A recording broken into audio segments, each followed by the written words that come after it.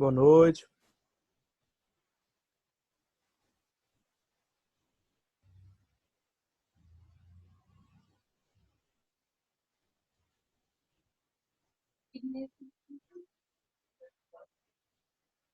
Boa noite, pessoal. Boa noite, meninas. Boa noite.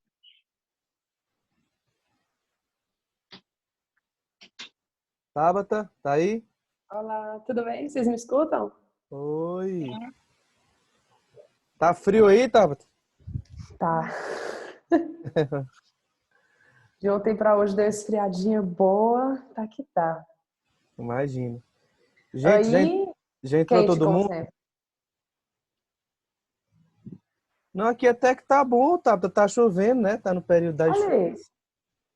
Até junho. Até maio tem chuva ainda. Tá um clima agradável. Ah, maravilha. Deixa eu ver se já entrou todo mundo. Pessoal, tá faltando mais alguém? Deixa eu só fechar essa porta aqui, só um Tá bom. minuto. Tá faltando ainda algumas pessoas. Tá, vou dar o tempo mais 3 minutinhos aí pra a gente iniciar, tá bom?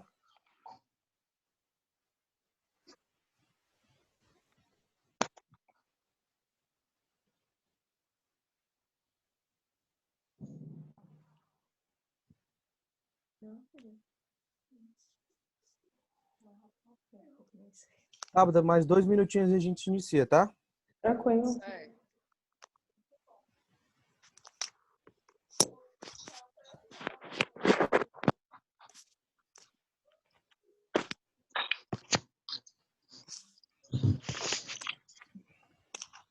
Camila.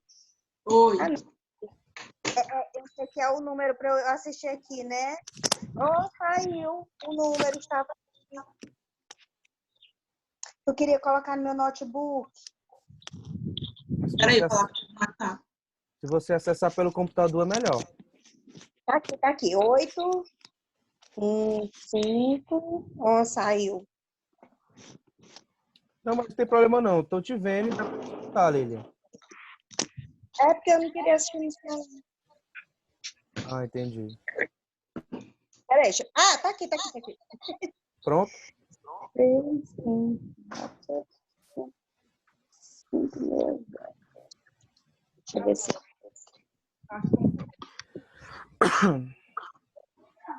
Vem, tem que eu comprei, vem lá.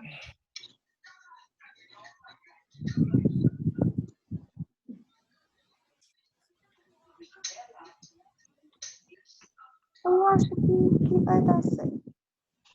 Gente, eu acho que já tá a grande maioria aí, né? Se tiver faltando 1 ou 2 pessoas, não é isso?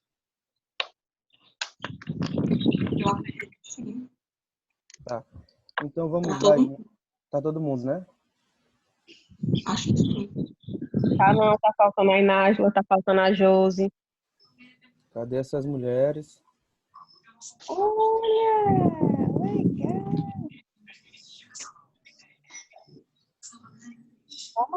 Tá faltando a Érica. Uhum.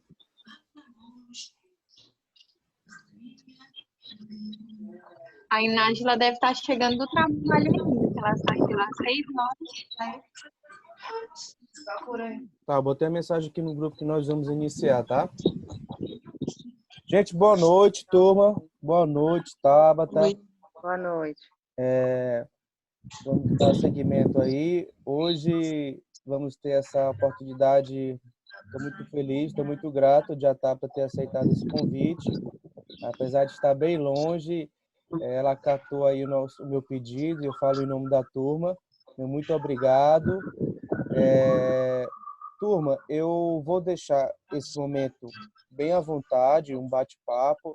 Eu já articulei com a Tabata para ela falar algumas ideias no sentido de falar da importância dos psicólogos da nossa área, né, na psicologia do esporte, a importância também da mulher no contexto esportivo. A Tabata, que é pesquisadora e ela está envolvida em diversas frentes, ela faz algumas pesquisas também nesse sentido e, como eu falei para vocês, já temos um contato, já temos alguns projetos em comum e sempre estou buscando também algumas linhas, da mesma linha de abordagem que a Tabata gosta de trabalhar, eu me assemelho em algumas situações. No ano passado, participei de um mini curso com ela, que eu achei o máximo, foi uma experiência muito incrível. Enfim, eu quero falar pouco e vou deixar o momento agora para a Tabata. Fique à vontade, eu te apresentei rapidamente para as meninas no grupo, mas passo a palavra para você e mais uma vez agradecer pela oportunidade de você estar aqui conosco. Imagina, é prazerzão poder contribuir. Mas foi até bom você ter falado, porque daí já me dá um direcionamento, né? Eu nem ia falar do mini curso lá da oficina, agora eu vou falar, né? Então já vai dando um direcionamento Sim. assim. Eu vou só me apresentar um pouquinho, só para vocês saberem um pouco por onde é que eu ando, né? Que espaços aí eu vou ocupando para vocês entenderem pelo menos de onde eu estou falando, né?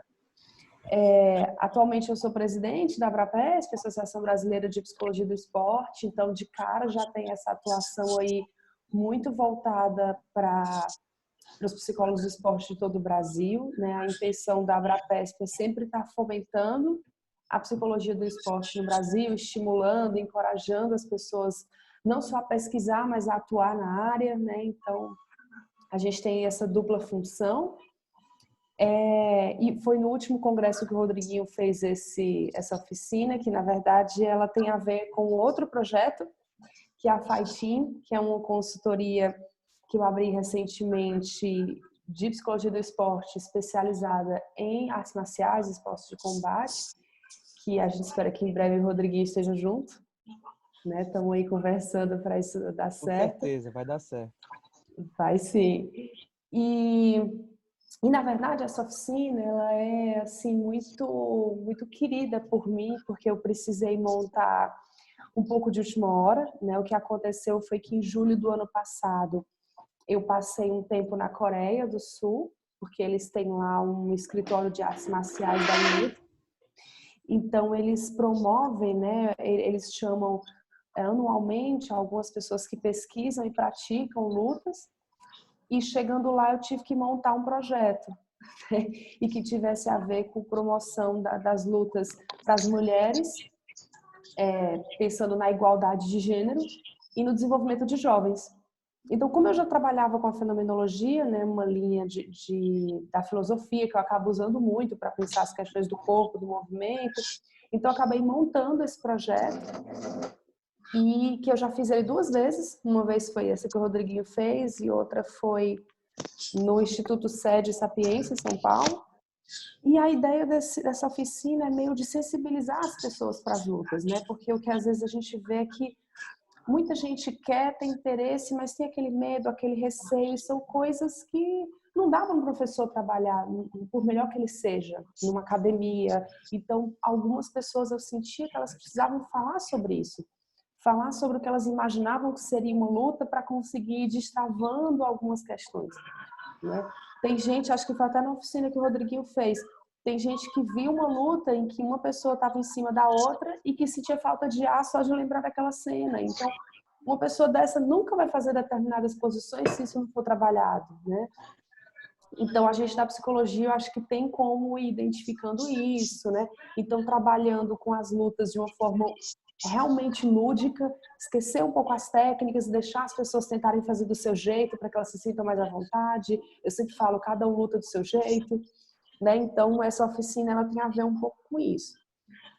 E apesar de eu ter essa atuação mais prática, né, atuo na clínica, com consultoria, eu tenho um pé também muito forte na pesquisa, na academia, né? Então, atualmente eu sou pesquisadora de pós-doutorado tanto na Universidade de São Paulo, como na Paris 5, um projeto também com lutas, né? Roda, roda, roda, eu tô nas lutas de novo. Então, é mais ou menos por aí, né, essas entradas que eu tenho. Então, acho que as perguntas que vocês forem fazendo, elas vão ser respondidas um pouco com essa basezinha, né? Mas só antes que eu me esqueça, o Rodriguinho falou da questão da mulher, né, no esporte. E eu não sei se vocês têm acompanhado a Núcleo Score, que é uma empresa de consultoria de psicologia do esporte do interior de São Paulo. Eles estão fazendo podcasts semanais, né, de psicologia do esporte, tem sido muito interessante. E na semana do Dia Internacional da Mulher, eles fizeram eu participei, a Manô também, Manuela Fiocchi participou, e que a temática foi justamente essa. Então tá bem recente, não tem nenhum mês. Depois eu posso até mandar o link para quem tiver interesse mais nessa temática específica, né? Pode conferir lá, que eu acho que ficou bem bacana. Sim, eu sei que é à vontade. Façam perguntas. Aproveitem a oportunidade. Sim, por favor. Tabata, Oi. meu nome é Camila, prazer. Oi, Camila. Eu Oi, Camila. gostaria de saber quais são os aspectos emocionais que são analisados nos atletas de alto rendimento. Olha, tem alguns que a gente sempre vai analisar, né? Assim, roda, roda, roda e a gente vê alguns que sempre vão aparecer, né? E são aqueles basicões mesmo, de motivação, de atenção, de ativação, né? Esses sempre vão aparecer. O que eu acho que vai diferenciar no nosso trabalho vai ser a nossa leitura de como eles vão aparecendo, né? Então, para alguns atletas vai ser interessante eu trabalhar mais a questão de uma ativação, para outros mais de uma atenção, para outros a questão da percepção, né? Então, eu gosto sempre de partir desses processos psicológicos básicos mesmo. E aí, depois, a partir da história de vida, né, do atleta, a gente vê quais que a gente não dá para trabalhar todos, né? Esse é um fato. Então, a gente vai ter que ir selecionando, ou pelo menos qual trabalha primeiro, qual trabalha depois, né? Mas eu vejo que, acho que esses que eu comentei são os que inevitavelmente aparecem. Assim. Você não vai pegar um atleta e falar que acho que eu nunca conversei com um atleta para não ter uma questão de ansiedade, por exemplo, de estresse. Então, assim, E assim, os atletas jovens, como é que eles lidam com essa necessidade de ter equilíbrio emocional, de ter determinação para poder ter um bom desempenho? Como é que eles lidam com essa necessidade? atleta jovem, eu estou pensando criança, é isso? Adolescente. Categoria de base, Tabata. Categoria de base. O que eu tenho visto, sabe, é que eu acho que tem um ponto de partida muito importante, aí, independente se é jovem, se é adulto, Sim. que é o autoconhecimento. E o que eu vejo nos atletas mais jovens é que ainda falta muito esse processo de autoconhecimento. É pela idade, mas é também porque a gente não treina isso, né? Então, por exemplo, coisas bestas, eu lembro um dia desse, por isso que eu falei criança, eu lembrei que um dia eu estava conversando com a criança e eu perguntei se uma coisa bem, bem basicona, que é se ela escrevia sobre o treino, se registrava o treino de alguma forma. E quase nenhum atleta faz, infelizmente, porque isso seria básico, você fazer um diário de treino, você escrever. E hoje a gente tem, eu sei que não é todo mundo que é bom em escrever, então às vezes eu falo, mas pelo menos grava um áudio no WhatsApp para você mesmo, né? Grava no celular, se tá ruim de escrever, grava, dá um jeito de registrar o que aconteceu, para você saber o que deu certo, o que deu errado, né? Então são esses processos de autoconhecimento que, na verdade, vão ser muito determinantes até para a gente escolher as ferramentas junto com a pessoa. E o atleta jovem, se ele não tem esse autoconhecimento, então acaba sendo um percurso muito mais longo. O que acontece é que, às vezes, quando a gente vai trabalhar com atletas mais experientes, eles já criaram um recurso. Às vezes, sem nunca ter tido um trabalho com um psicólogo do esporte, mas de tanto ele levar aquela porrada, né, de estar competindo e ter que se virar, ele aprendeu a criar recurso, ele foi forçado a se conhecer minimamente e saber o que deu certo e o que não deu. O atleta jovem ainda não teve essa experiência. Né? Então, eu acho que eu diria que esses, pelo menos, né, no que eu percebo, assim, de cara, né, tem sido a diferença maior no tipo de trabalho que a gente vai fazer, sabe? Esse ponto do autoconhecimento. Perfeito. Tá certo. Obrigada. Acho que isso que a Tabata falou, turma, e que ela falou que parte desse princípio do autoconhecimento, e ela citou e trouxe o exemplo de um atleta de alto rendimento, ou um atleta mais experiente, é que ao longo da sua carreira ele vai criando estratégias de enfrentamento, né? Para saber lidar com determinadas situações, para saber lidar com diversos contextos, tanto dentro do contexto esportivo como fora. né? Mas é sempre importante, a gente tem que reiterar. Por mais experiente que seja esse atleta, é importante também ele ter um acompanhamento multiprofissional, ter a presença do psicólogo do esporte, porque por mais que, vamos colocar uma situação, por mais experiente que eu, Rodrigo, enquanto atleta seja, mas em algum momento eu tenho uma ferramenta, eu tendo um subsídio mais estruturado, mais específico, mais científico, com a equipe me dando esse suporte, melhor, ou vai ter uma maior propensão de eu conseguir ter meus resultados, de eu conseguir fazer uma leitura melhor do meu rendimento de uma maneira geral. Isso que o Rodriguinho falou é interessante, porque acaba sendo uma faca de dois gumes, né? Assim, quando você trabalha com um atleta experiente. Você tem que ter uma sensibilidade muito grande de partir do que ele já sabe, do que ele já faz, porque você não vai chegar... Imagina, o cara já compete há não sei quantos anos, e você vai mudar tudo que ele faz, né? É muito perigoso. Então, você tem que ter essa sensibilidade de partir do que ele já faz, do que já está dando certo. Mas tanto a gente vai encontrar atletas que vão ter esse autoconhecimento bom e a gente vai conseguir fazer um trabalho excelente, como vão ter outros que não vão querer abrir mão daquelas certezas. Porque, às vezes, mesmo que a gente mostre, mas isso aqui não está dando tão certo, vamos mexer, mas não, né? Porque tem o que a gente chama também das superstições, né? Nas competições. Já trabalhei com atleta que só o fato de competir com uma lycra de uma cor diferente, isso já abalava de uma forma. Não tem nada a ver a cor, a gente sabe, a cor não tem nada a ver, a cor da lycra não tem nada a ver. Mas, assim, são questões que têm muito mais a ver, às vezes, com superstição, com acreditar que aquilo dá certo, mesmo sem evidência. Então, dependendo do atleta, pode ser muito bom, muito ruim. Então, exige da gente essa sensibilidade, né, de ver até onde vai podendo ir. Ótimo. Boa Podem noite. perguntar, gente. Boa noite, me chamo Natália. Ei, Tabata, eu queria saber de você qual a dificuldade que você enfrentou ou enfrenta como psicóloga do esporte.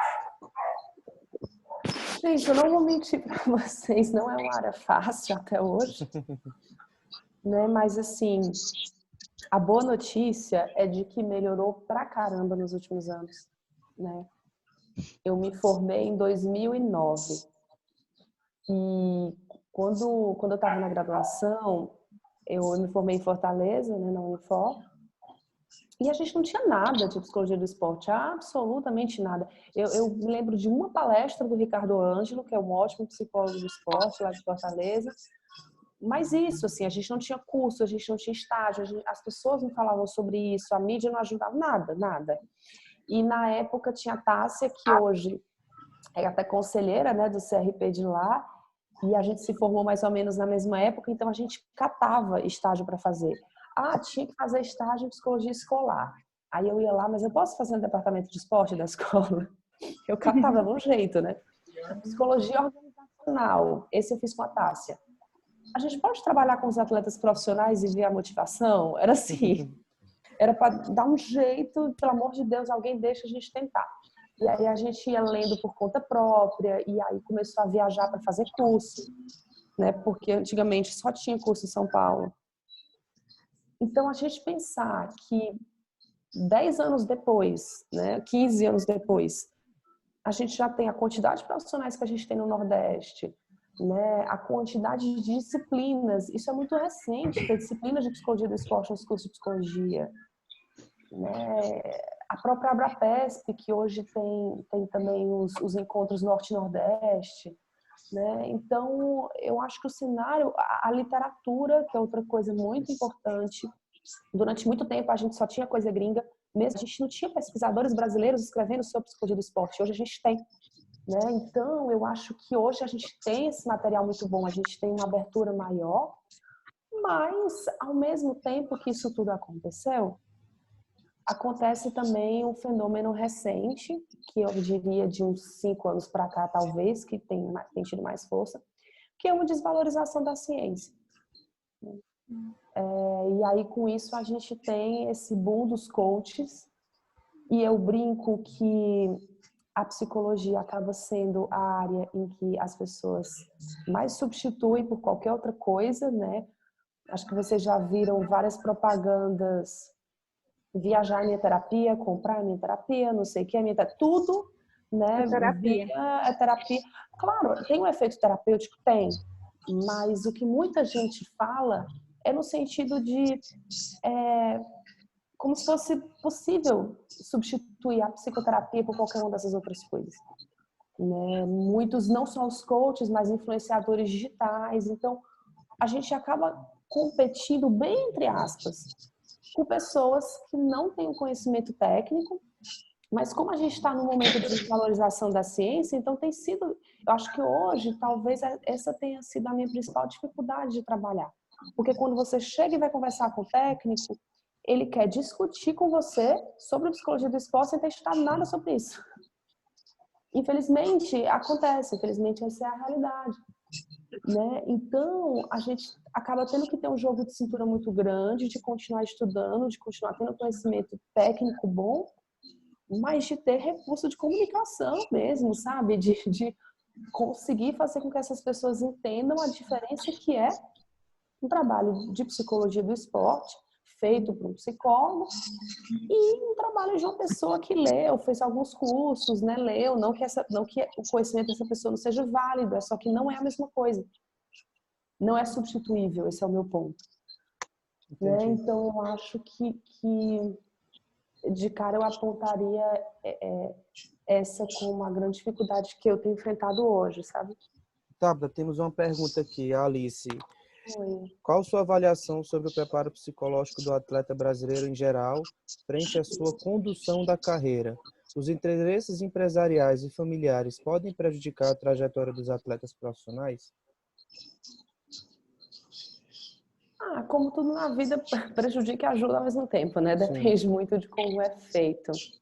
Mas o COB, ele tem feito alguns cursos para os atletas, né, para fazer essa preparação, para fazer esse planejamento de carreira, transição, aposentadoria de carreira. Eu acho que o COB entendeu essa necessidade e hoje a gente tem no COB o que a gente chama o pilar mental, né, que é composto por tem alguns coaches, mas é composto por algumas boas psicólogas, eu diria que a Alessandra Dutra, a Samia Lage, a Aline, então elas têm feito um trabalho bem interessante.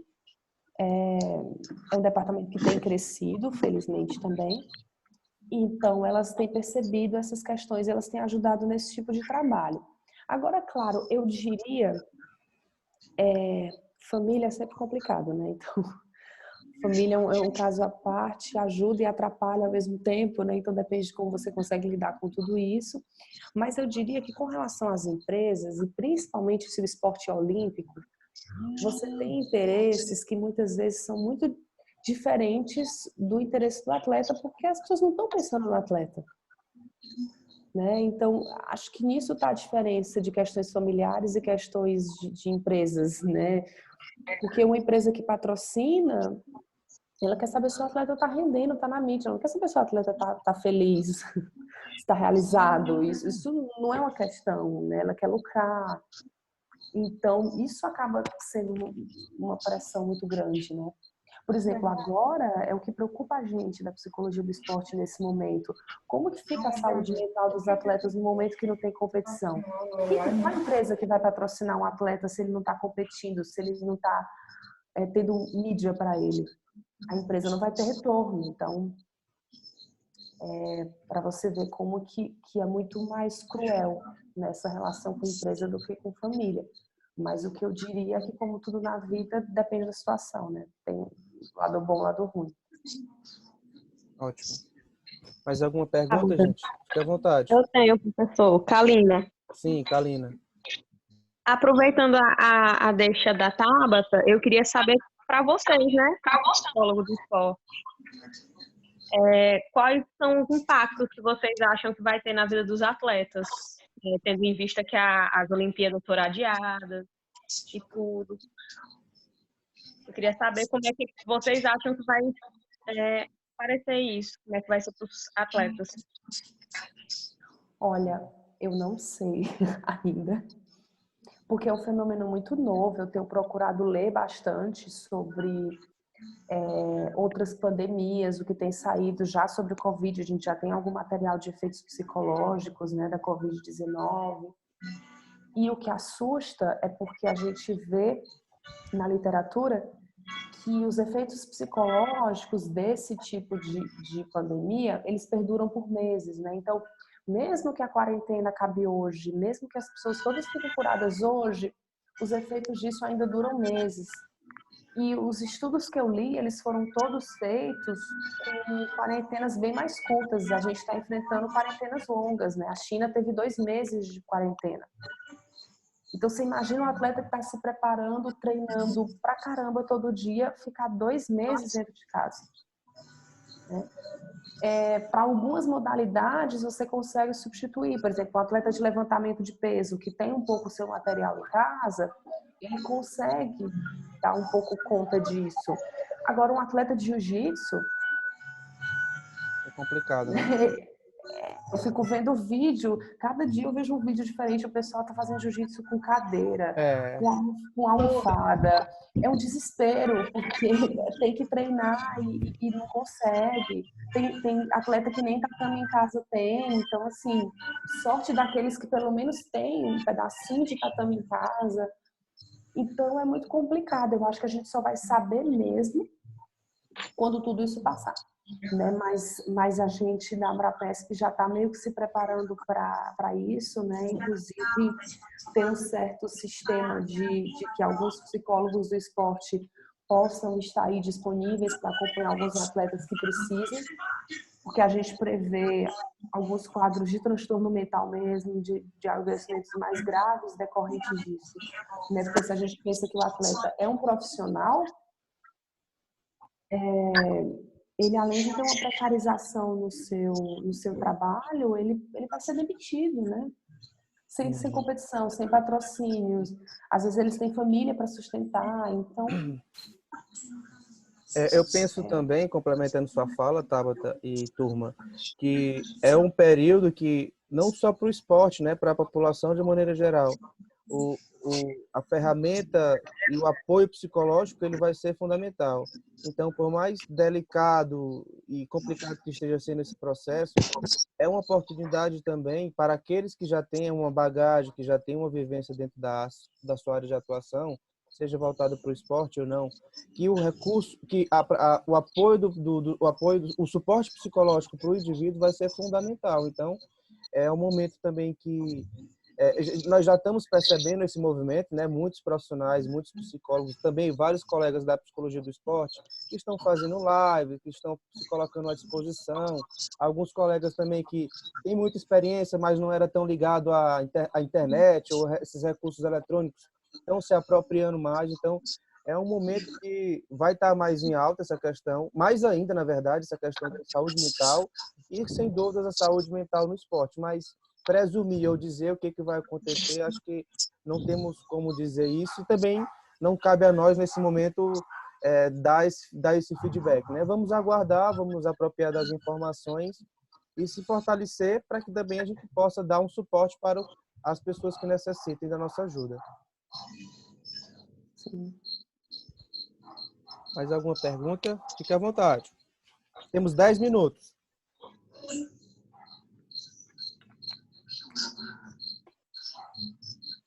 A minha tela está aqui travada, mas eu estou conseguindo ver e escutar aqui o que vocês estão falando. Mas está de olho.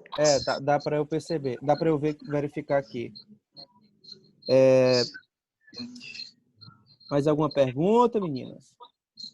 Só outra coisa que eu queria complementar aqui, porque a gente ficou falando dos atletas, né? Mas é sempre bom lembrar que a gente fala de psicologia do esporte, mas que ótimo. engloba exercício, atividade física e diversas práticas de movimento.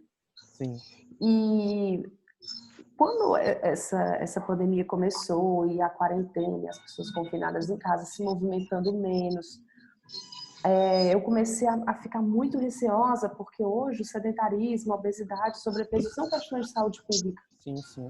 A gente tem um índice alto no Brasil, né? Metade da população se encaixa nesse quadro, seja pelo sobrepeso, seja pelo sedentarismo, os dois. Uhum. E a gente sabe que isso é algo que não é, às vezes, oficialmente uma comorbidade, mas se você tem qualquer doença e está nesse quadro, tudo piora.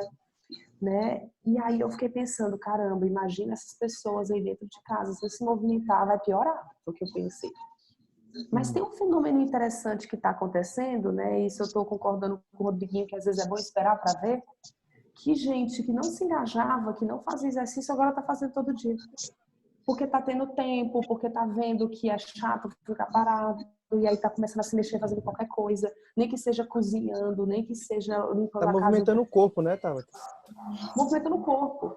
Né? Então é interessante, porque se por um lado a gente tem pessoas que treinam pra caramba e diminuíram drasticamente a intensidade e o volume de seus peitos, a gente tem gente que fazia zero e agora tá vendo que o corpo pede, e às vezes o corpo sempre pedia e ela não escutava porque tinha que trabalhar, tinha que fazer um monte de coisa, e agora que tá em casa pode botar uma música e dançar, enfim, né? Ver vídeo no YouTube de yoga, sei lá, eu tenho escutado muitos comentários nesse sentido. Então é interessante a gente ver como esses fenômenos vão acontecendo para cada um, né? É verdade. Eu estava, antes de iniciar a nossa aula, eu estava assistindo uma live do CFP sobre psicologia hospitalar com o combate à Covid-19.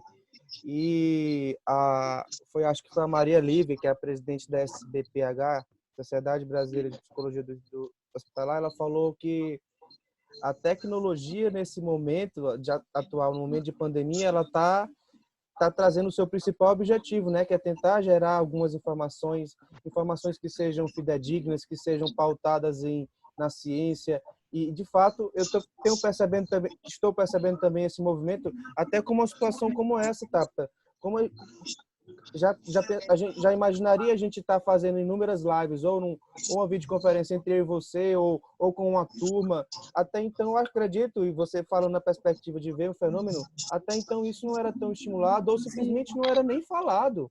Eu tenho percebido aqui na faculdade, né, alguns colegas, os professores mais experientes, ou que já têm muito tempo de docência, que também estão se adaptando. Até semana passada estava sendo muito ruim, mas essa semana já conseguiram se adaptar. Está todo mundo dando aula online. Então, é um movimento muito interessante que está acontecendo, né?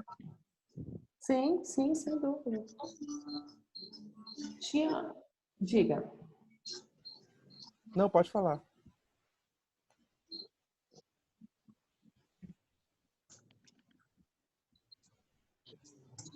Pode falar.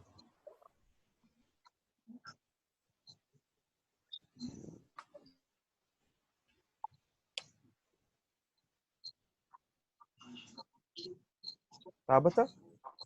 Sim, tô vendo. Pode falar. Gente, vocês querem fazer mais alguma pergunta? Tabata, eu queria deixar aí mais 2, 3 minutinhos para você fazer suas considerações finais.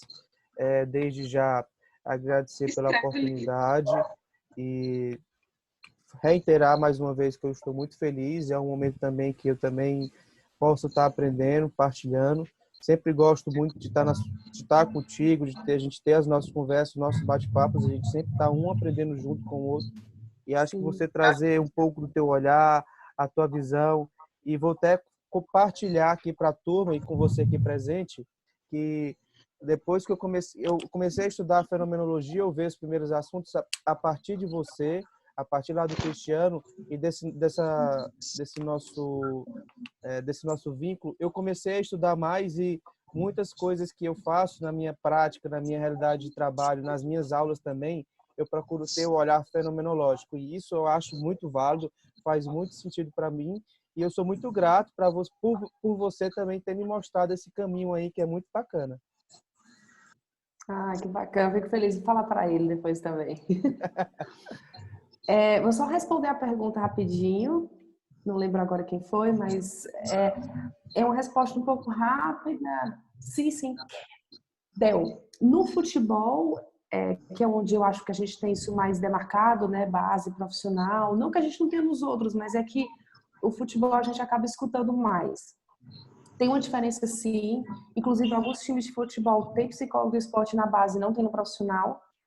Eles, às vezes, não entendem muito bem qual é o trabalho de um psicólogo do esporte, às vezes até confunde com assistência social. Então, para a cabeça de muitos dirigentes, na base, eles entendem que é importante, mas no profissional eles acham que é só pagar bem, ter visibilidade que o atleta vai se dar bem. Então, infelizmente, a gente ainda tem essa mentalidade.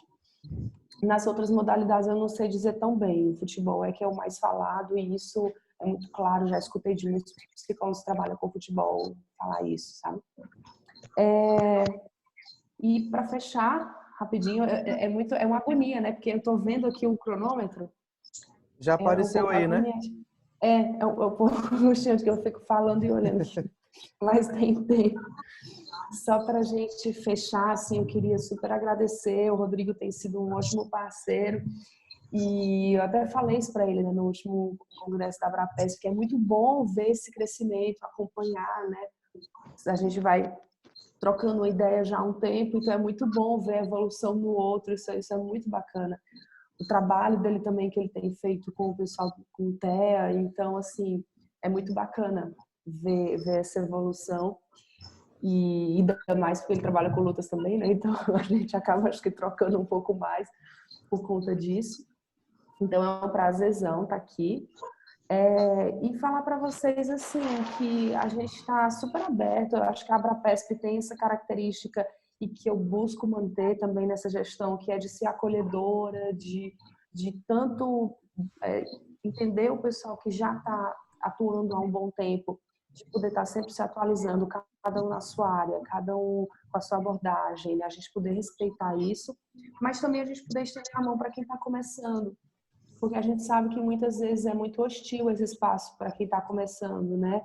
É muito comum que as pessoas só comecem a conversar com você depois que você se forma, depois que você faz alguma coisa, né? Infelizmente, a gente encontra muitas portas fechadas e a Abrapesp tenta fazer esse movimento mesmo de estender a mão, de estar junto, de colocar, né, o pessoal que está começando também para poder participar e estar junto. Então, a gente tem aí as redes sociais, principalmente a Abrapesp, no Facebook, e no Instagram. Twitter também a gente está tentando voltar. Tem a Fighting, que está no Instagram, que é a consultoria que eu falei para vocês de lutas, né? Quem tiver interesse. E nesse momento, mais que nunca, a gente está nas redes sociais. Eu até poderia dizer mais coisas de como encontrar a gente, mas assim, nesse momento, é rede social, o mais certeiro. Então, os nossos eventos previstos para esse ano também foram todos suspensos. Então, acho que eles são o melhor meio de nos encontrar mesmo. Acho que é isso. Mas aquele evento de novembro, outubro ou novembro, vai ser mantido ou vai mudar, Tabata? O do Amazonas? Então, por enquanto esse está mantido, porque esse é para novembro. Então, por enquanto está mantido. Acho que é o único que então, desse ano que aproveite e faça o convite aí para a turma. No fim de novembro, eu agora de cabeça não sei a data, eu acho que é 13 e 14, se eu não me engano. Por enquanto, se tudo der certo, nos encontraremos em Manaus. Vai ser o 3º encontro do Norte-Nordeste de Psicologia. Isso. Então, acho que vai ser bem interessante. Pela primeira vez vai ser no Norte, né? Que foi em São Luís, foi em Fortaleza e agora pela primeira vez no Norte. Ótimo. Gente, está acabando, né? Tá na regressiva aí. E é isso, gente. Obrigado mais uma vez, Tabata. Uma boa noite. Eu vou dar continuidade aqui com as meninas. Obrigado. Obrigada, Tabata. Boa noite a todo mundo. Obrigada, Tabata. Obrigada, foi muito bom, gostei. E assim que possível, gente, a Tabata vai estar com a gente aqui em Teresina. Assim que possível, vamos dar um jeito. Assim que ela vier aqui em Fortaleza, ou vamos organizar algum evento e ela vai estar aqui com a gente. Amém. Tchau, gente. Tchau, tchau, Tabata. Boa noite. Tchau, gente. Boa noite. Tchau. Boa noite. Boa noite. Boa noite.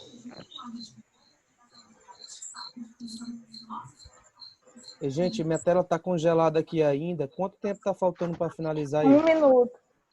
Eu não sei nem onde é que olha. Então, eu vou esperar fechar esse 1 minuto. Aí eu vou já gerar outro link e vou mandar aqui no WhatsApp para vocês, tá? Tá bom, professor. Aguardo. Ok. Até já. Até já.